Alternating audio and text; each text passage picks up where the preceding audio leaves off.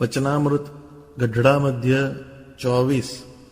સ્વામિનારાયણ હરે સંવંત 1879 શ્રાવણ સુદી અષ્ટમીને દિવસ સ્વામી શ્રી સહજાનંદજી મહારાજ શ્રી ગઢડા મધ્યે દાદા ખાચરના દરબારમાંથી ઘોડીએ ચઢીને લક્ષ્મીવાડીએ પધાર્યા હતા ને ત્યાં ચોતરા ઉપર ઉત્તરાદે મુખારવિંદે વિરાજમાન હતા અને સર્વ શ્વેત વસ્ત્ર ધારણ કર્યા હતા ને કંઠને વિશે મોગરાના પુષ્પનો હાર પહેર્યો હતો ને પાગને વિશે મોગરાના પુષ્પનો તોરો ધારણ કર્યો હતો ને પોતાના મુખારવિંદની આગળ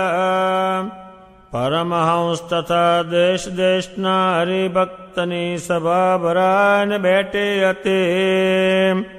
પછી મુક્તાનંદ સ્વામી શ્રીજી મહારાજને પ્રશ્ન પૂછ્યો છે, હે મહારાજ, ભગવાનને વિશે અચળ નિષ્ઠાવાળા જે ભક્ત હોય તેને કોઈ જાતનો વિક્ષેપ આડો આવે કે ન આવે? પછી શ્રીજી મહારાજ બોલ્યા છે, એક તો યોગનિષ્ઠા છે ને બીજી સાંખ્યનિષ્ઠા છે. તેમાં યોગનિષ્ઠાવાળો જે ભગવાનનો ભક્ત તે ભગવાનના સ્વરૂપમાં પોતાની અખંડ વૃત્તિ રાખે અને સાંખ્યનિષ્ઠાવાળો જે ભગવાનનો ભક્ત તે તો મનુષ્યના સુખ તથા સિદ્ધ ચારણ વિદ્યાધર ગંધર્વ દેવતાએ સર્વેના જે સુખ તેને સમજી રાખે તથા 14 લોકની માયલી કોરે જે સુખ છે તે સર્વેનું પરિમાણ કરી રાખે. જે આ સુખ તે આટલો જ છે અને એ સુખની કેડે જે દુઃખ રહ્યું છે તેનું પણ પરિમાણ કરી રાખે. પછી દુઃખે સહિત એવા જે એ સુખ તે થકી વૈરાગ્યને પામીને પરમેશ્વરને વિશેષ દ્રઢ પ્રીતિ રાખે. એવી રીતે સાંખ્યનિષ્ઠાવાળાને તો સમજણનું બળ હોય અને યોગનિષ્ઠાવાળાને તો ભગવાનના સ્વરૂપમાં અખંડ વૃત્તિ રાખવી તેનું જ બળ હોય. પણ કોઈક વિષમ દેશકાળાદિકને યોગે કરીને કોઈક વિક્ષેપ આવે તો ભગવાનના સ્વરૂપમાં વૃત્તિ રહેતી હોય તે કાંઈક બીજે પણ ચોંટી જાય. કેમ જે યોગનિષ્ઠાવાળાને સમજણનું બળ થોડું હોય માટે કાંઈક વિઘ્ન થઈ જાય ખરું. અને સાંખ્યનિષ્ઠા ને યોગનિષ્ઠા એ બે જો એકને વિશે હોય તો પછી કાંઈ વાંધો જ ન રહે. અને એવો જે ભગવાનનો ભક્ત હોય તે તો ભગવાનની મૂર્તિ વિના બીજા કોઈ પદાર્થમાં લોભાય જ નહીં. અને એમ સમજે જે ભગવાનનું જે અક્ષરધામ ને તે ધામને વિશે રહી એવી જે ભગવાનની મૂર્તિ ને તે ધામને વિશે રહ્યા એવા જે ભગવાનના ભક્ત તે વિના જે લોક છે ને તે લોકને વિશે રહ્યા એવા જે દેવ છે, ને તે દેવના જે વૈભવ છે, તે સર્વે નાશવંત છે. એમ જાણીને એક ભગવાનને વિશે જ દ્રઢ પ્રીતિ રાખે છે, માટે એવા ભક્તને તો કોઈ જાતનો વિક્ષેપ આવતો નથી. સ્વામિનારાયણ ભગવાન દાદા ખાચરના દરબારમાંથી ઘોડી પર બિરાજ્યા ને વાસ્તે ગાસ્તે લક્ષ્મીવાડીમાં પધાર્યા. ત્યાં ભગવાન ઓટા ઉપર બિરાજ્યા. સંતોએ પુષ્કળ પુષ્પના હારો પહેરાવ્યા. ભગવાન જ્યારે જ્યારે કંઈ ઉત્તમ વાત કરવી હોય ત્યારે એવા એકાંત સ્થળમાં જતા અને વિરાટ સભા ભરતા. મુક્તાનંદ સ્વામી જે કંઈ ભગવાન વાત કરે એ વાતને બરાબર વિચારી લઈને એમાં જે કંઈ સમજણ ન પડે એ પછી પૂછે. ભગવાન સ્વામિનારાયણને મુક્તાનંદ સ્વામીએ પૂછ્યું કે ભગવાન તમારા સ્વરૂપમાં જે ભક્તને અચળ નિષ્ઠા એટલે કોઈ દાડો ચડી જાય નહીં, ચડી જાય ને એટલે તમને કોઈ દાડો મૂકી દે નહીં, એવો જે ભક્ત હોય.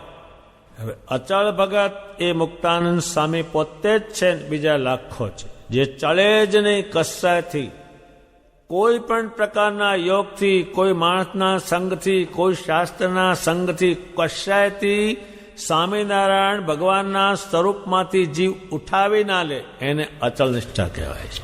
અને જે ચડી જાય એમાંથી નીકળી જાય એનું એ નથી પૂછતા. અચળ નિષ્ઠા હોય તેને કોઈ જાતનો વિક્ષેપ આવે કે ન આવે. વિક્ષેપ એટલે જે આ વિચાર ભગવાન ભજવાનો છે, ભગવાનમાં મન રાખવાનો છે, એ વિચાર ફરે કે ના ફરે, અને એ વિક્ષેપ એને આવે કે ન આવે એ એમને પૂછ્યું. હવે એમણે શું પૂછ્યું કે ભગવાન ભજે ને આ વિક્ષેપ ક્યાંક ક્યાંક આવે છે, એ કંઈક એનું મન ફરી જાય છે, એ શું કારણ છે? હવે ભગવાન સ્વામિનારાયણ જે કહેશે એ ત્યાર પછી બધાને ખ્યાલ આવશે, એ ખ્યાલ નહીં આવે. ભગવાન સ્વામિનારાયણ કહે છે બે નિષ્ઠાઓ છે. એક યોગ નિષ્ઠા એટલે સ્વામિનારાયણ ભગવાનના સ્વરૂપમાં નિષ્ઠા, અને બીજી છે સાંખ્ય નિષ્ઠા. સાંખ્ય એટલે તમામ વસ્તુનું માપ કાઢે ને આ આટલા ટાઈમ જ રે, આટલા ટાઈમ જ રે, એટલે આ બધો ગણિત કરી અને મૂકીને ભગવાન ભજે એ સાંખ્ય નિષ્ઠા કહેવાય છે. જો એકલી યોગ નિષ્ઠા હોય, સજી મહારાજના વખતમાં ઉત્તમ ભગવાનના ભગત હોય, જે ચડે જ નહીં, જે પર્વત કોઈ દાડો આગો પાછો થઈને એવા હજારો ભક્ત હતા. એમાં એવા ભક્તને 20-20 વર્ષના દીકરા મરે અને એ ઘેર બાળવા ન જાય ને ગઢડે જાય, એનું શું કારણ? એ શું સમજ્યા? ગમે તેવું દુઃખ આવે ચડે નહીં, એનું શું કારણ? એ ભગવાનને પૂછે છે. ત્યારે ભગવાન સ્વામિનારાયણ કે છે હવે યોગ નિષ્ઠા વાળો છે એકલો મૂર્તિમાં, ભગવાન મૂર્તિમાં નિષ્ઠા રાખે સજીમાનની, પણ પેલો જો ન હોય સમજ તો એ છૂટી જાય. એ મુક્તાનંદ સ્વામી પૂછેલું છે એનો આ ઉત્તર આપે છે. ભગવાન સ્વામિનારાયણ કે છે સાંખ્ય નિષ્ઠાવાળા જે ભગવાનનો ભક્ત, હવે એક ગણિત કરવું પડે.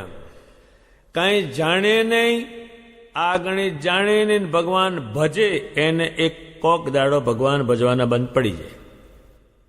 અચળ નિષ્ઠાવાળાને હલકાને તો એ કંઈ છે જ નહીં, એને કંઈ ગણિત જ ન આવે આમાં. એનું જે મહા મહેનત કરીને જે યોગ પામ્યા હોય અચળ નિષ્ઠા, ભગવાનને રાજી કરીને, સંતોને રાજી કરીને જે આ પામ્યા હોય અચળ નિષ્ઠા, એની વાત કે છે. પહેલાનો તો ઘડીએ ઘડીએ મૂકી દે, એનો તો સવાલ જ નથી કંઈ જ. ભગવાન સ્વામિનારાયણ કે સાંખ્ય નિષ્ઠા, એ સાંખ્ય નિષ્ઠા છે એના બહુ જ લખાણ થયા. કપિલ ભગવાને એની માને સાંખ્યનો ઉપદેશ કર્યો પહેલો, કે હે માં, તું આ બધામાંથી પ્રીતિ તોડી નાખીને પછી મારામાં કર. એ સાંખ્ય આવે છે. શ્રી કૃષ્ણ ભગવાને અર્જુનને સાંખ્યનો ઉપદેશ કર્યો કે તું માનસે મૂકી દે બધું જ. ભગવાન સ્વામિનારાયણ કે છે સાંખ્ય નિષ્ઠા હોય તો યોગ નિષ્ઠા નભે, નહીં તો ન નભે. યોગ છૂટી જાય. મોટા મોટાને આગળ છૂટી ગયા છે, અને અહીં તો માણસને ઘડીએ ઘડી જતા રહે. એ યોગ નિષ્ઠા સાંખ્ય નિષ્ઠા છે. એ સાંખ્ય નિષ્ઠાવાળો ભક્ત, એ સ્વામિનારાયણ ભગવાન શું વિચારે ભક્ત? એ આમ બેઠો બેઠો બધું ગણિત કરે. હવે આ મનુષ્યનો દેહ છે, એમાં એ મનુષ્ય થયો, પછી મોટો થાય, પછી ખાતા શીખે, પછી સંસાર કરે, પછી મહેનત બહુ કરે, તારે પાછો સંસાર ચાલે. એમને નથી ચાલતો. પશુનો સંસાર છે કશું ભોગવા વગરનો, એટલે એને મથવાનું નહીં કાંઈ. મનુષ્યનો જે સંસાર છે એ મહેનત કરે ત્યારે ખાય, એ માથાકૂટ કરે ત્યારે સંસાર ઉભો થાય, અને પછી એ સંસાર ચલાવે, પછી સંસાર ઉભો કરે થોડો, અને પછી ધીમે ધીમે વૃદ્ધ થાય, લાકડી ઝાલે, પછી એને ખાવા કોઈ આપે નહીં. જો અત્યારે હવે એ સંસાર ચલાવી શકવાની ક્રિયા બંધ થઈ ગઈ, પછી એને દૂરથી નાખે ખાવાનું. કેમ નાખે? કે કૂતરાને જેમ રોટલો નાખે એમ ડોહો એક હોય, એક ઓરડીમાં પૂરી નાખી મેલે, ત્યાં ખાટલો પડ્યો, ત્યાં ત્યાં થૂકે, ત્યાં ત્યાં બધી ક્રિયા કરે, એટલે ગંધાય, એટલે છેટેથી રોટલો નાખી આવે અને ખાય, અને પછી મરી જાય. એ કાંઈ પણ એને જે ભોગ્યું તે નહીં ભેગું, કંઈ લઈ ગયો ને એ જો એનું અસર કરી. આ બધા ગણિતો આપણા પરમહંસોએ પૂરા કરેલા છે, અને એ જે એમણે ગણિતો કર્યા એને જે માન્યું અને એ પછી પાળ્યું, અને પછી એને બીજાને કહ્યું, ને પછી પાછું લખ્યું. એ મનુષ્યનું સુખ જોવે, પછી કાંઈ ન મળે. બીજું સિદ્ધો છે, એને એવી સાધનાઓ કરીને ઘણું મેળવે. જેમ રાજાઓ છે એ ઘણું એને મેળવ્યું હોય, એ રાજા બને, એ ભોગવે, અને પછી જતો રહે. એટલે આમાં પાછું કાંઈ નહીં, એ વધારે થોડુંક હોય. હવે ચારણો શબ્દ વાપર્યો એ કોને લાગુ પડે મને ખબર નથી, પણ એ શ્રેષ્ઠ માણસ છે, એને પ્રાપ્ત થાય, પણ એ પછી મૂકી દે. વિદ્યાધરો છે, જે અનેક જાતની વિદ્યાઓ જાણે છે, એને પાર વગરનું સુખ હોય, પણ એ આ મનુષ્યની જેવું છે, છૂટી જાય. ગાંધર્વો છે દેવલોકમાં, એને ઘણું સુખ, પણ એ પાછું ટાઈમ આવતા છૂટી જાય. આ બેઠા બેઠા બધા ગણિત કરે. માણસને આ ગણિત કરવાનું ભગવાન બતાવશે. ભગવાન સ્વામિનારાયણ પછી દેવતાઓ છે, એનું નામ દેવતાઓ એટલે દેનારા. એને ગોઠવણી કરીએ એટલે એ દેનારા, અને એ ભગવાન ભજનારા. એ પાછું આ જ્યારે પ્રલય થાય ત્યારે આખું બ્રહ્માંડ ખલાસ થાય, બધું ખલાસ થાય, દેવતાઓ ખલાસ થાય, ને ભોગે બી ખલાસ થાય. એ દેવતાઓ છે, એ સર્વેના જે સુખ તેને સમજી રાખે. આટલું જ સુખ છે, અને આટલું એની પાછળ દુઃખ છે. કોઈ એવું સુખ નથી જેની પાછળ દુઃખ ના હોય. અત્યારે ખેતરમાં પાર વગરની મહેનત કરે ને પરસેવો વળે ને મચ્છરા કરડે ને તારે થોડુંક પાકે, એ ઘેર આવીને થોડુંક ભોગવે, વળી પાછું થઈ રહે, એટલે મહેનત કરવા જવાનું. સીધું તો નહીં જ કોઈ વસ્તુ.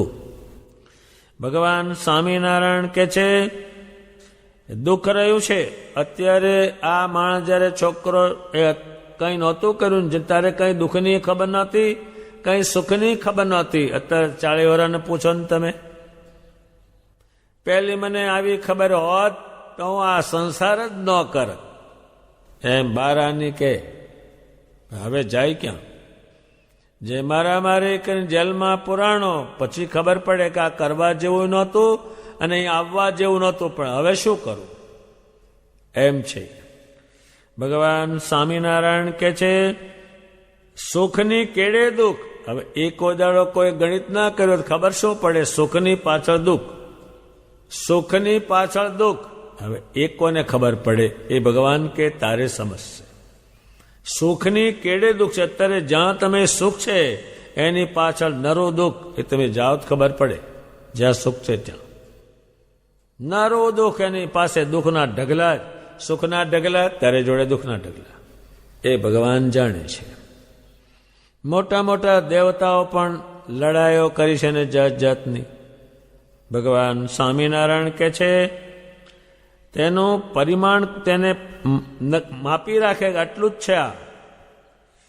પછી દુઃખે છે તેવા જે સુખ, દુઃખ પહેલું દુઃખ ને પછી સુખ. ભગવાન સ્વામિનારાયણને ગઢપુરમાં સંતોએ એક પ્રશ્ન પૂછ્યો કે ભગવાન, અમારું કોઈ પ્રારબ્ધ નહીં, આ જ પ્રારબ્ધ અમારે ગમે ત્યાં રહેવાનું, ગમે ત્યાં ફરવાનું, ગમે ત્યાં ખાવાનું, એ જ અમારું પ્રારબ્ધ, બીજું કોઈ પ્રારબ્ધ નહીં. આ કોઈ રાજા બને, કોઈ કંઈ બને ભગવાન, અને અમારે બીજું કોઈ સુખ નહીં. ભગવાન સ્વામિનારાયણ કે છે એ સાધુઓ, તમોને જે મેં સુખ આપ્યું છે દુઃખ વગરનો, હવે તે વખતે કોઈ દુઃખ નહીં, કંઈ સંસાર નહીં, વ્યવહાર નહીં, ખેતી કરવા જવાનું નહીં, માથાકૂડ નહીં, હગા નહીં, કાંડ નહીં, મોકાણ નહીં, હોવાના નહીં, એ સુખ મેં તમને આપ્યું છે. તમારે કંઈ પણ દુઃખ નથી. અને સંસારીને મેં સુખ આપ્યું છે પણ નરો દુઃખવાળું, નરો દુઃખ. અત્યારે સંતો કોઈને ઘેર જાય જમે પછી દુઃખ જ કે સ્વામી આ દુઃખ બહુ છે, સ્વામી આ દુઃખ બહુ છે. તમે ભગવાનને કહો ને, જો એ કીધું. કોઈ માણસ એવો નથી કે નરું સુખ હોય કોઈને ત્યાં. એ નરું સુખ ક્યાં કહેશે એ સમજાવશે. ભગવાન સ્વામિનારાયણ કે છે દુઃખે છે તેવા જે સુખ, તે થકી એને પડ્યા મૂકે, એ રાગ પડ્યો મૂકે કે આ કરવા જેવો નથી. ભગવાન સ્વામિનારાયણે સમજાવે છે. અને પછી પરમેશ્વર એટલે સ્વામિનારાયણ ભગવાન છે દ્રઢ પ્રીતિ કરે, એને ગમે તેમ કરીને આમાં કરવાની. આજે એમ 6 મહિનાનો છોકરો તો એને હોનામાં ક્યાં પ્રીતિ હતી? તે 30 વર્ષે થઈ, એને આમ જ પડી. એને કોઈ હગામાં ક્યાં પ્રીતિ હતી? કંઈ ખબર જ ક્યાં હતી? એમ આ જીવને ભગવાનમાં પ્રીતિની ખબર જ ક્યાં હતી? એ એમણે કરાવી. દ્રઢ પ્રીતિ એ એની પ્રકૃતિ સ્વામિનારાયણમાંથી વચૂટે નહીં. એ દ્રઢ પ્રીતિ, અને એ ભગવાન સ્વામિનારાયણ કે દ્રઢ પ્રીતિ રાખે. એ તો તમે જાણ્યું છે કે સર્વસ્વ આપી આપીને પ્રીતિ કરી છે. ભગવાન જે કે તે આપી દેવાનું અને એની જોડે પ્રીતિ કરી છે. એ પ્રીતિના લાખો ભગત થયેલા છે, પણ એ તો ભગવાન કે છે એટલું સમજાવવાનું છે. ભગવાન સ્વામિનારાયણ કે છે એવી રીતે સાંખ નિષ્ઠાવાળાને તો સમજણનું બળ હોય. આ સમજી રાખે એ બળ છે એટલે ભગવાનમાંથી કોઈ દાડો વછૂટે નહીં. જો એકલું હોય તો આ વછોડી જ નાખે. ગમે તેવો છને હોય પણ એ વછોડી જ દે. ભગવાન સ્વામિનારાયણ કે છે અને યોગ નિષ્ઠાવાળા જે છે, યોગ એટલે ભગવાન સ્વામિનારાયણની મૂર્તિમાં એકલી નિષ્ઠા છે, પણ આ સમજતો નથી. તારે આ તો આવવાનું જ છે. અત્યારે તમે લગ્ન કર્યા અને વાજિંત્ર વગાડ્યા, પણ કોક દાડો કાણે આવવાની જ છે મર્યું એટલે, એ તો નક્કી જ છે.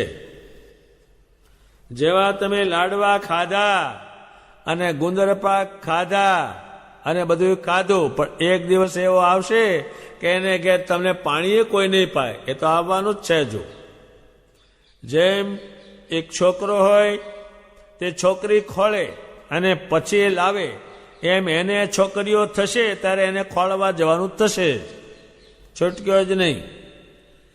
એ જેમ બધાને પૂછતો મને હારી કન્યા બતાવો, હારી કન્યા બતાવો, એમ એને 4 છોકરીઓ થશે, એ જવાનો જ છે. હવે કોઈ હારો છોકરો બતાવો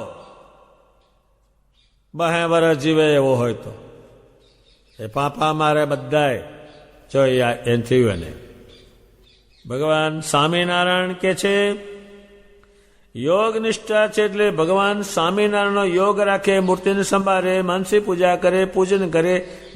જો આ ભગવાન કે છે ન સમજે તો એ છૂટી જવાનું છે, અને એ છૂટી ગયેલું છે. એના ઇતિહાસો લખાણા છે. એમના વખતમાં છૂટી જાય. ભગવાન સ્વામિનારાયણ કે છે વિષમ દેશકાળ આવે. વિષમ એટલે વિષ, ઝેર સમાન યોગ આવે. જેમ ઝેર આપે ને મરી જાય એવો આપતકાળ આવે ત્યારે એ ખસી જ જાય. પેલી સમજ નથી એટલે ટકે છે ને. જે ભગવાનના ભગત ગમે તેમ થયા, હેરાન થયા, એને મૂક્યું નહીં. એ કયું કારણ? એનું કારણ સમજાવીએ. અને સદીમાના વખતમાં જતા રહ્યા અથવા મોડા પડ્યા, એનું કારણ શું? તો કે એને જે સમજવું એ સમજ્યા નહીં, ભગવાન બજ્યા. કેટલાક ગરીબ ભગત જુવાન છોકરા દે મૂકે ત્યારે એની માં સાકર વેચે. એ કેમ વેચી? કે મારો દીકરો ભગવાનને ત્યાં ગયો, રડવાનું તો નહીં જ. જો એને સાંખ નિષ્ઠા છે. નહીતર છોકરો મરી જાય એટલે 10-20 દાડા સુધી ભગવાન પાણી પીવાય ભેગા ન થાય ઘરમાં. ગોકીરો જ કરી મેલે ભગવાન હોય તો એ ઘરમાં. એ નહીં શાનું કારણ? તો કે એ આ સાંખ નહીં. ભગવાન સ્વામિનારાયણ જે આ વાત કે છે એ કોઈને ખ્યાલમાં નહીં કે આ જતું રહેશે ને કારણે, ટકી છે ને કારણે. એ વિષમકાળ આવે ત્યારે ભગવાનના સ્વરૂપમાં વૃત્તિ રહેતી હોય એ વછોટી જાય ખરી, અને બીજે ક્યાંક ચોંટી જાય. શું નહીં? એમાં પેલી સમજણ નથી, બીજું કંઈ નથી, સમજણ નથી. કેમ? જે યોગ નિષ્ઠાવાળા એટલે સ્વામિનારાયણની મૂર્તિનો સંબંધ રાખતા હોય એને સમજણનું બળ થોડું. માટે કોઈ વિષમકાળ આવી થઈ જાય તો વિઘ્ન થઈ જાય. કયું વિઘ્ન? ભગવાનમાં વૃત્તિ ચોટી હોય એ છૂટી જાય અને બીજે પછી ક્યાંક ચોટી જાય. ભગવાન સ્વામિનારાયણ કે યોગ નિષ્ઠા ભગવાનમાં ચોટ્યો છે તે, અને સાંખ્ય નિષ્ઠા આ બ્રહ્માંડ છે, આપણે જીવીએ છીએ એનાથી 14 લોક સુધી એ નાશ પામી જવાનો છે. એ સમજ આપશે એટલે કશાયમાં ચોટશે નહીં. અને ગમે તે થાય, આ જવાનું છે, એમાં શું છે? અત્યારે મોટું દવાખાનું હોય જબરદસ્ત, ત્યાં રોજ 15-20 માણસો મરતા, ડાક્ટરને કાંઈ નહીં. બીજા 12 બોકા નાખે, આને કાંઈ નહીં. એમ ભગવાન સ્વામિનારાયણ આ વાત શીખવાડે છે. 14 લોક સુધી કાંઈ નહીં. અહીંનો તો કાંઈ નહીં, પણ 14 લોક સુધી એ કાંઈ નહીં. ભગવાન સ્વામિનારાયણ કે આ 14 લોક સુધીનું સમજણ આપું તે સમજણ, એમાં તમારી કંઈ વૃત્તિ હોય નહીં, અને પછી મારામાં વૃત્તિ હોય તો એ વૃત્તિ છૂટવાની નથી. નહીતર પહેલી જો મારામાં વૃત્તિ હશે અને આ સાંખ્યમાં કંઈક આગું પાછું થયું તો તમે તત્કાળ એ વૃત્તિ ત્યાંથી નીકળી જવાની છે. હવે એમાં એ શું કહે છે? ભગવાન ભજતો તો તારે આવી દશા આવી નહીં. અને કોક પણ કે તો આ ભગવાન ભજ્યા તારે આવી દશા હોય તારી, જોઈ કીધું એટલે બધા ભેગા થાય ને મૂકી જ દે. એમાં વાર નહીં. આ સાંખ તો ખોટું છે, હવે એને સાચું માનીને બેઠો. હવે એ સે રીતે મેળ પડે? ઘડીએ તો આવવાનું. સાંખ વાળું તો ઘડીએ આવવાનું. અત્યારે એ જેમ આપણે સંસાર છે એમાં શરીર શણગારે, ઘર શણગારે, ખાવાના 20 જાતના કરે, ઢોલા વાગે, એક દાડો કાળા લુગડા પહેરનો વખત આવશે, આવી જ જવાનું છે. હવે એ જાણી રાખે નહીં, પછી બોકા નાખે અને પહેલા પહેરીને ફૂલાય. સાંખને પૂરું સમજશો તારે યોગ ટકી રહેશે, નહીતર યોગ નહીં ટકે. જો વાસણ મજબૂત હશે તો એમાં તેલ ભરશો, ગમે તે ભરશો તો એ રહેશે. પણ વાહન જો પોલું છે તો બધું નીકળી જશે અંદરથી. એ ગોળામાં 4 કાણા હોય, તમે આખો દાડો પાણી નાખો પછી નીકળી જવાનું છે. ભગવાન સ્વામિનારાયણ કે છે સાંખ અને યોગ આ ખોટું જ છે, સમજી રાખે. અને લાખો માણસ ભગવાન સ્વામિનારાયણની આ સમજણ લેશે ત્યારે એને આ સંસાર મૂકશે. એમ નથી કંઈ છૂટે એવો, અને એમ કંઈ છોડ્યો નથી, બધાએ સમજીને છોડેલું છે. નિષ્કોળાનંદજીના સગા શાળા આવ્યા સાધુ થયા પછી કે તમારે પહેલો આવો વિચાર કરવો તો ને મારી બહેનને શું કામ રાખ્યા અને અદ્વૈત તમે મૂકીને એવું કેટલું કીધું એણે. તારે એને સામો જવાબ આપેલો છે, મેં હું આદિ અનાદિ આ તો સર્વે ઉપાધિ. મને ખબર નહીં. આ ભગવાને સ્વામીને સમજણ પાડી. એટલે જે બધા સંસાર મૂકીને આ બધું નાશ થઈ જવાનું છે એ મૂકીને આવેલા છે. આ માણસ શું સમજે અવિનાશી છે પછી એ મૂકે. અને ભગવાનને જે સમજ પાડી, ભગવાન સ્વામિનારાયણ કે છે બે નિષ્ઠાઓ ભેગી થાય સાંખ્ય અને યોગ. તે તો ભગવાનની મૂર્તિ વિના બીજું કોઈ પદાર્થમાં લોભાય જ નહીં, કારણ કે આ બધું મૂકવાનું આવ્યું એટલે પછી બળતામાંથી મૂકવાનું કહ્યું છે. આ બધું બળે જ છે, રોજ રોજ બળે છે અને જાય જ છે બધું હડહડાટ કરતું ને. ભગવાન સ્વામિનારાયણની મૂર્તિમાં લોભાય રહેવાનું છે એક જ. અત્યારે આપણે આટલો આખો બધું કરી સંસાર કરીને જ્યારે ડહકે ચડીએ ત્યારે સંભાળવા પડવાના જ છે. એનો અંત આવી ગયો. અને સાંખ્યને સંભાળતા ગયા છે, યોગ નહીં. એની દશા ભૂંડી આવેલી છે, એ આપણા પુરાણોમાં લખેલી છે. ભગવાન સ્વામિનારાયણ કે છે અને એમ સમજે જે ભગવાનનું જે અક્ષરધામ છે, હવે આ 14 લોક સુધી કાંઈ નહીં, એ બધું નાશ પામે. ભગવાન સ્વામિનારાયણજી કે એ સમજવું સારું છે, બીજી ચર્ચા કરવી એના કરતાં. ભગવાન સ્વામિનારાયણ કે છે મારું જે અક્ષરધામ છે એ ધામને વિશે એવી જે મારી મૂર્તિ ને તે ધામને વિશે રહ્યા એવા જે મારા ભક્તો, તે વિના જે લોક છે ને તે લોકને વિશે રહ્યા દેવો છે અને દેવતાના જે ભોગ છે વૈભવો છે તે સર્વે નાશવંત છે. એ ભગવાન જાણે છે, આપણે તો ખબર નહીં, આપણે તો આટલામાં જ હોકેલા આવે નહીં ને. આ તો ભગવાન છે જે જાણે.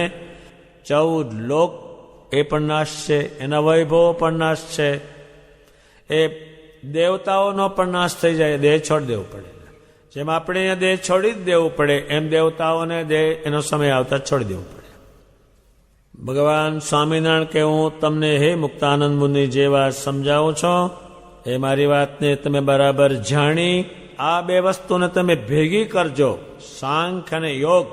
એકલો જો યોગ કરશો તો પણ કામ નહીં લાગે, અને મારી મૂર્તિના સંબંધ વગરનું સાંખ્ય હશે બધું ખોટું ને તો પણ કામ નહીં લાગે. સાંખ્ય યોગવાળો સાંખ્ય અને પેલો એકલો યોગ છે. એકલો યોગ શું? ભગવાનની મૂર્તિનું ધ્યાન રાખે, ભજન કરે, પણ એ બધાએ મૂકેલું છે એ વાત ભગવાને કહી છે. અને ભગવાનની મૂર્તિનો અખંડ સંબંધ રાખવો હોય તો આ 14 લોક સુધી ભગવાન જે સમજાવે છે એ પૂરું સમજી રાખવું. એ પછી કોણે લખ્યું? તો કે મુક્તાનંદ સ્વામી કાળ ત્રાસ એ આખું એને લખાણ કર્યું છે. કોઈ આનાથી બચી શકાયો નહીં. કાળનો અગ્નિ ભભૂકે છે, એમાં બધા સાપ કાળરૂપી અગ્નિ ફર્યા કરે, બાળી જ નાખે છે બધાને હડરાટ કરતા. એમાંથી 14 લોકના દેવતા સુધી બચતા નથી. અને આમાં અત્યાર સુધી કાંઈ આ કાળને રોકી શક્યું નથી. ભગવાન સ્વામિનારાયણ જે વાત કરી છે એને મુક્તાનંદ સ્વામીએ, બ્રહ્માનંદ સ્વામી તો ઘણી લખી છે, પુષ્કળ. કારણ કે એ સાંખ્ય અને યોગ બે જાણે છે. જો આને સાંખ્યને આ ખોટું ના સમજો તો આ યોગ એને થાય જ નહીં. એટલે સાંખ્ય સમજે તો જ યોગ થાય, આને ખોટું સમજીએ તો જ આને સાચું મનાય. એ વાત ભગવાને સમજાવી. સ્વામિનારાયણ ભગવાને યોગનિષ્ઠા અને સાંખ્યનિષ્ઠા એ બે ભેગી કરવાની. જો એ છૂટી હશે તો કોક દાડો છૂટી જવાના છો એ વાત કહી. અને નન સંતો એને લગતા ઘણા દ્રષ્ટાંતો આપ્યા છે.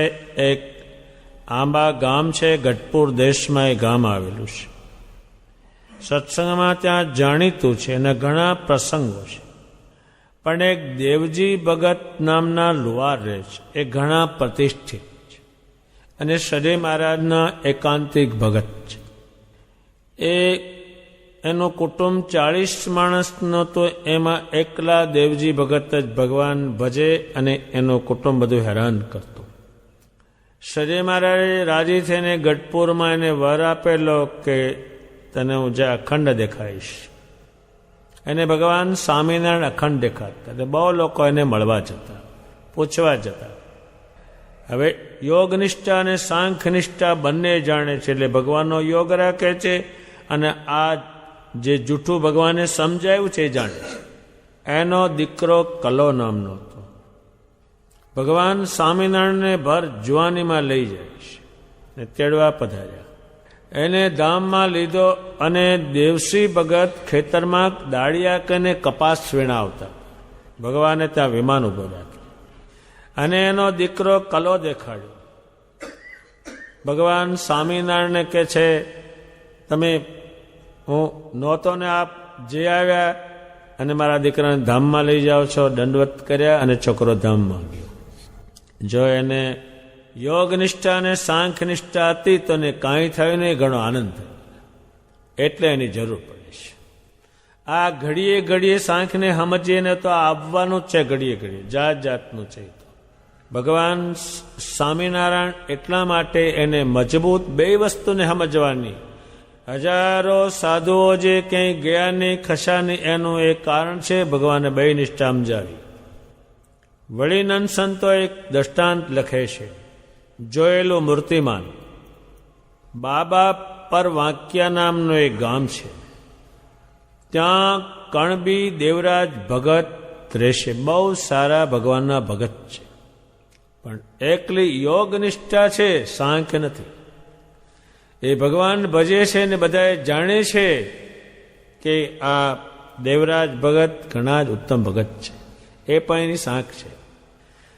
ભગવાન એના પર પ્રસન્ન થઈને 1 મહિના પહેલા આવ્યા કે દેવરાજ કે મહારાજ તને હું 1 મહિના પછી લેવા આવીશ. ભગવાન જાતે પધાર્યા. 1 મહિના પહેલા શું કામ કર્યું? કે એને કંઈ વિચાર હોય, કંઈ કરવું હોય, ભલામણ કર્યું હોય, કંઈ સત્સંગ અર્થે કરવું હોય તો એને ભગવાને મહિના પહેલા. દેવરાજ પહેલા ઘણો ખુશ થયો, આનંદ કર્યો, બધાને વાત કરી કે મને ભગવાન સ્વામિનારાયણ મૂર્તિમાન આવ્યા અને મને લઈ જવાનું પોતે કહ્યું છે, એટલે હું જવાનો છું. પણ 2 દિવસ થયા પછી એને વિચારતા વિચારતા ભર્યું ઘર હતું, સંપત્તિ હતી, બધું જ હતું એને. અરે રે આ બધું મૂકીને જવાનું થશે, બહુ વિચાર થયો. એને અઠવાડિયા સુધી અન્ન પાણી ના લીધો. જવાબ પેલું નથી, સાંખ્ય નથી, યોગ છે. જેમ 1 પગનું માણસ હોય, 1 પગ કપાઈ ગયો હોત, એ કોઈ દાડો દોડી શકે જ નહીં. એ તો 2 પગ હોય તો જ. પક્ષીને 2 પાંખ હોય તો જ દોડે, અને જો 1 પાંખ કાપી નાખો તે પક્ષી ઉડી શકે જ નહીં. એ પછી એને બહુ વિચાર્યું, ખાઈ નહીં, પીવી નહીં, આ બૈરા મૂકવાના, છોકરા મૂકવાના, આ સંપત્તિ મૂકવાની, બહુ વિચાર કર્યો. હવે એને વિચાર કર્યો કે આનો ઉકેલ તો આંબામાં જાઉં અને દેવજી ભગતને મળું, તો જ આ મારું મૃત્યુ બંધ રહે અને ભગવાન એને વશ છે એટલે પ્રાર્થના કરે. એટલે દેવરાજ ભગત, એની મા, એના બાપ, એની પત્ની અને એના બાળકો, એ બધું ભરીને દેવરાજ દેવસી ભગતમાં ગયો. દેવસી ભગતને મળ્યો. દેવસી ભગત આ તને સુકાઈ કેમ ગયો? ત્યારે એને બધી આ વાત કરી કે ભગવાન સ્વામિનારાયણ મને કહી ગયા મહિના પછી લેવા આવીશ, માટે ગમે તે મને મારે જવાનું મન થતું નથી. કોઈ વાતે મારું આમાંથી મન છૂટતું નથી. ભગવાન સ્વામિનારાયણને પ્રાર્થના કરો, તમે કહો તો ગઢપુર રસોઈ આપું, તમે કહો તો જુનાગઢ રસોઈ આપું, પણ ભગવાન હમણે મને મૂકી જાય. ક્યાં એ નડે છે? એ નડે છે સાંખ્ય નથી, યોગ છે. દેવશ્રી ભગતે બહુ વિચાર કરે, આનું કેવું મોટું ભાગ્ય. ભગવાને લેવા આવવાનું કહ્યું. દુનિયાઓ તપ કરી કરીને મરી જાય, રાફડા થાય, આવા મૃત્યુ જ કોઈના સાંભળેલા ને. એ દેવશ્રી ભગતે બહુ જ વિચાર કર્યો, હવે એને શું કરવું. પછી એને એવી એક યુક્તિ કરી કે જેના માટે રોકાય છે એની હાથે એને ગોઠવણી કરી. એ તો દેવસિંહ ભગત જાણે છે. દેવસિંહ ભગતે કહ્યો, દેવરાજ આ જે વાત સમજાવશે એ બેસવાની નથી, કારણ કે આ દેવરાજને બેસવાની એ વાત એ કહેશે, અને આ ભગત છે એટલે માનશે. એટલે દેવરાજને દેવસિંહ ભગતે કહ્યું કે તારો બાપ જો ધામમાં જાય તો તને ભગવાન મૂકી જાય. આ બનવાનું નથી, એ કરવાનું નથી, પણ આ જેના માટે રોકાય છે એનો ખતરો કરાવે છે. એ વાત એને કહી. સારું, મારા બાપને કહું. એટલેના બાપને દેવરાજે કહ્યું કે દેવસિંહ ભગત એમ કહેશે કે ભગવાન તો આવવાના છે, પણ તમે જો જાઓ તો મને મૂકી જાય. ત્યારે એનો બાપ કહે છે, તું પરણ્યા પછી તરત જુદો થયો છો, અને કોઈને હાટે કોઈ જતું હશે દુનિયામાં, જેને માથે વીતી હોય એ જાય. એના બાપે કાઢી નાખ. એ દેવસિંહ ભગતને વાત કરી, આમ મારો બાપ કહે છે. આ તો એ જાણે છે આ થવાનું છે. પછી કે તારે હવે શું કરું? કે હવે તારી માને તો પૂછ કે ભગવાન મને જે દાડે લેવા આવે તે દાડે તમે કહેજો મને લઈ જાઓ ને મારા છોકરાને મૂકી જાઓ તો હું રહું, તમે જાઓ. વ્રત પણ થયા છો. આ એકે આ નથી પાડવાના. એ જાણતા હતા. એને પૂછ્યું એની માને કે માં, ભગવાન સ્વામિનારાયણ લેવા આવે મને ત્યારે તમે જજો અને હું રોકાઈ રહીશ, અને તમે વ્રત થયા છો. ત્યારે એની માં કહે છે, આ હું તમને પૂરું નંદ સંતોનું લખેલું કહી જાઉં છું. ત્યારે એની માં કહે છે, તું બૈરું લાવ્યો છો, પણ તારા બૈરાએ કોદાડો મને બેડું પાણી ભરી આપ્યું છે, અને 2 ભેંસો દૂધે છે, પણ એક પાસે દૂધે કોદાડો આપ્યું છે. અને મારે હવે મોત શું કામ વહેલું લેવું જોઈએ? હવે એક જ હાડલે મરવાની છો, બીજો હાડલો મારે હવે જરૂર નહીં પડે. માટે મારે મોત બગાડવું નથી. તારે જે કરવું હોય તે કર, મારે જવું નથી. આ દેવરા દેવસિંહ ભગત પાસે ગયો કે મારી માં આવું કહે છે. આવું જ કહે છે કે એવું કહે છે? હવે તારી ઘરવાળીને તો પછી પૂછી જો.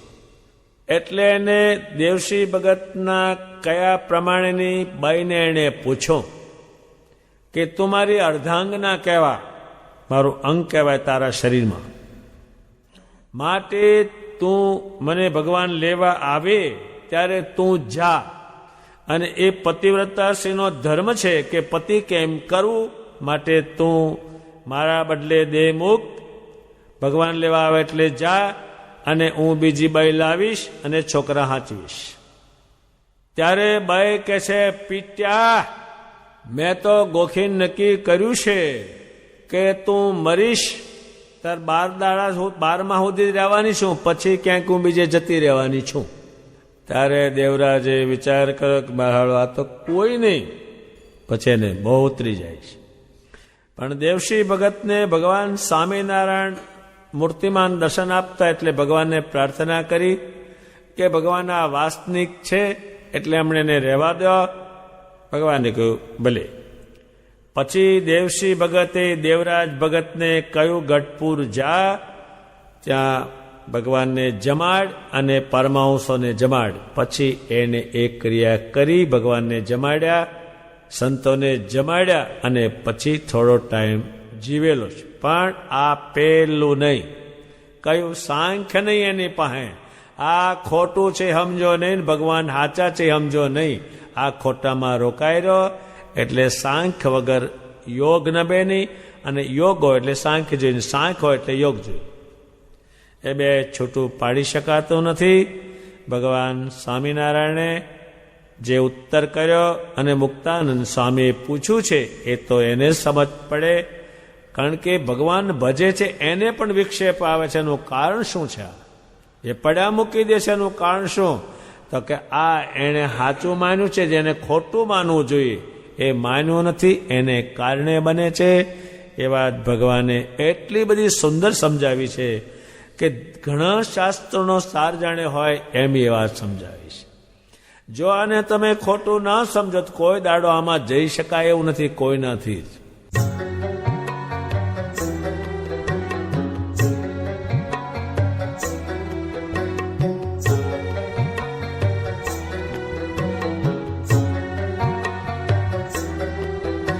बंदे कर ले खूब फकीरी,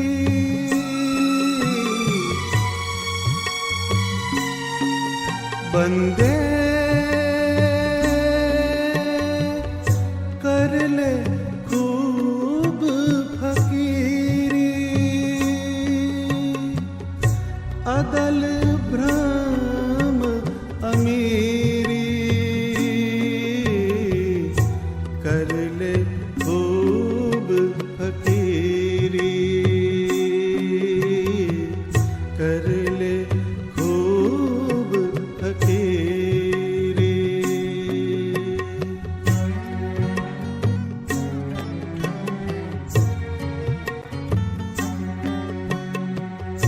धर ले ध्यान अचल सद्गुरु का, हो धर ले ध्यान अचल सद्गुरु का, दुबधा तज दिलगिरी रे, दुबधा तज दिलगिरी रे, कर ले खूब फकीरी,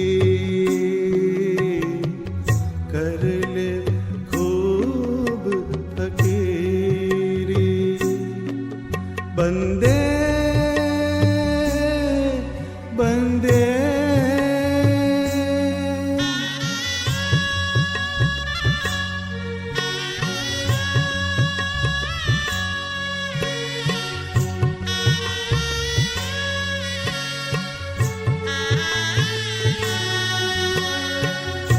किसके मात पिता सुत बांधव, किसकी माया मेरी,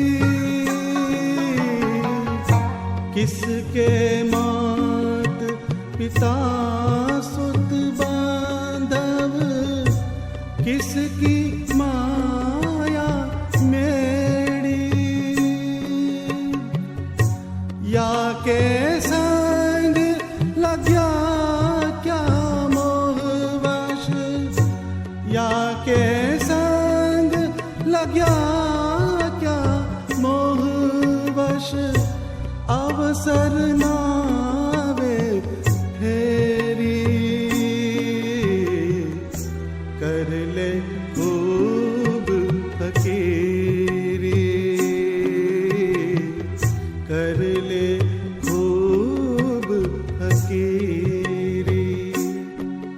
बंदे बंदे